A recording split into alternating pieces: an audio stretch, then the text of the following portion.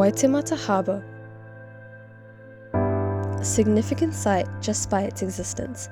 It has seen life, death, freedom, colonization and growth, all buried in its history. Once a thriving mahinga kai, Waitemata was once a place where tamaki, mori fished up sharks and snappers. Iwi tribes such as Ngati Pawa and Ngati Fatua o Orake fished the waters between the late 18th and early 19th centuries, as Wynyard Quarter such point is a crucial part of the reclaimed Waitemata Harbour. It serves as a unique perception to understand the significance of the past to build a better future. Waitemata can be translated into obsidian waters. It's believed this name was given to the harbour due to the glassy surface of the waters, resembling that of volcanic rock, which was said to look similar to a talisman previously placed by an ancestor, Tamate Kapua, in the waters near Birkenhead as mori and assumably for protection. However, in other traditional legends, Waitemata waters are deemed to be protected by Tanhiwa Uria, whom takes the form of a whale. Besides this, Ngāpuhi people call the waters Te Wai or Te Mate, translating to the waters of death, a direct reference to the numerous battles between the Iwi tribe in order to control the Tamaki Isthmus. Ngati Pawa tribe conquered many parts of Tamaki in many battles and multiple campaigns until the Europeans arrived. Ngati Fatua or Orake occupied central Isthmus during the mid-18th century after an invasion led by Te Waha Akiaki and Tupiriri, developing significant descendants and connections to this land, while Waka as well were associated with the Isthmus tribes. Ngati Fatua or Orake specifically traces back to their key ancestral canoe, Mahuhu Kiterangi, and their ancestor Tumutumu Whenua.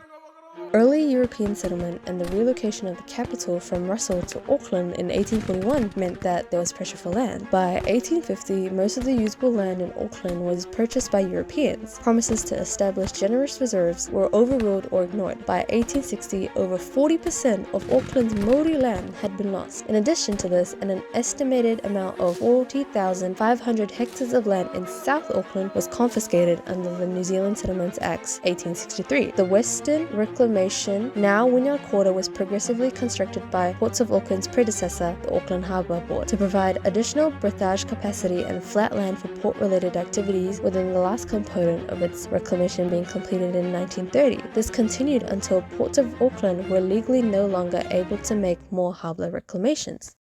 So why the reclamation?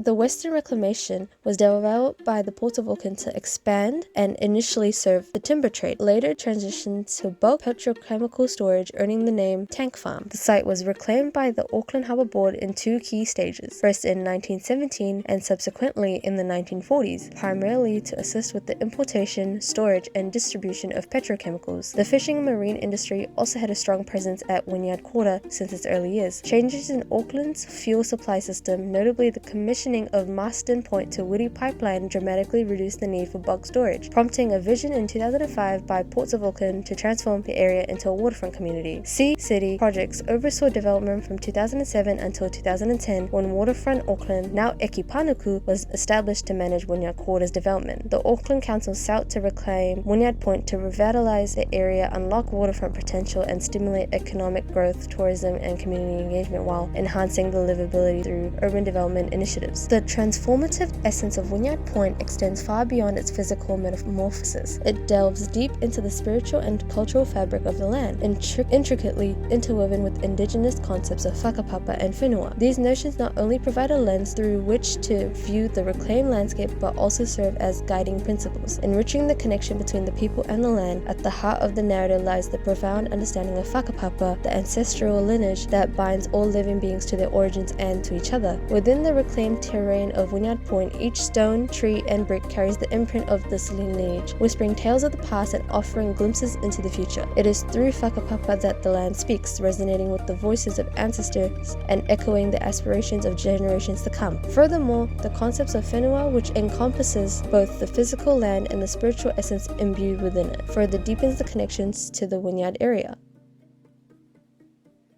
This reclaimed space is merely not soil and structures but a living, breathing entity with its own mana or spiritual power. As tangata whenua, people of the land, and mana whenua, people with authority over the land, engage with the space, they do so with a profound sense of reverence and responsibility, acknowledging their role as caretakers and custodians of its rich cultural heritage in curating experiences across Tamaki Makoto's waterfront. The extent of Wynyard Point becomes a canvas upon which the stories of the past merge with the aspirations of the present. Through immersive encounters with the land, both tangata whenua and manuhiri visitors alike are invited to partake in the journey of discovery, where each breath of air carries the whispers of ancestors and each step taken reverberates with the echoes of generations past. It is within this sacred space that unique experiences are crafted, transcending merely physicality to encompass the depth and richness of indigenous wisdom and cultural heritage. Where once iwi mana whenua were all largely absent in the built environment, ongoing partnership with Eki Panuku has given a rise to an incredibly sophisticated indigenous voice that is unique to Tamaki Makaurau. Te Ara Tukutuku over the next decade will be transformed into a beautiful waterfront destination for the harbour, a shift away from the regular public space, opening up to the public, providing the reconnection and ability to rebind the relationship between Tangaroa, God of the Sea, and Papatuanuku, Mother Earth. Importance of site's history and reclamation has opened up the opportunity to change the space for the anamata as it refreshes the concepts of onamata.